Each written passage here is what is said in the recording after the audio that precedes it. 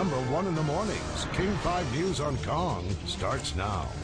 Momentum is building this morning for the return of the mosquito fleet. Some local leaders are pushing for support to get people out of their cars and onto passenger-only ferries and taxis on the Sound.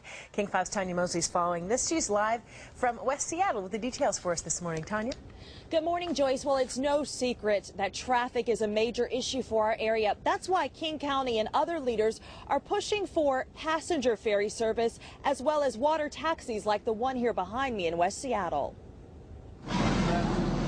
In general, the water taxis have to fight for survival every year. It's a nostalgic way of travel that is dwindling in Washington. Beginning next year, the state will no longer manage passenger ferry service.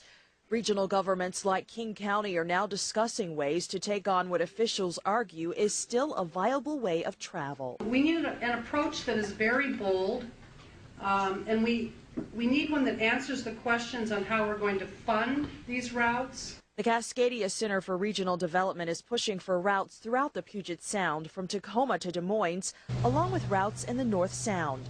King County is in the process of building several demonstration boats to look at the feasibility of other routes.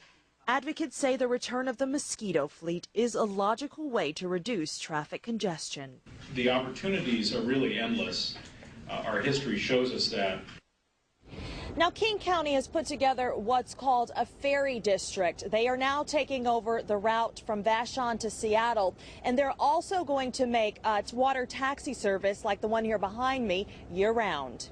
Reporting live in West Seattle, Tanya Mosley, King 5 Morning News on Kong.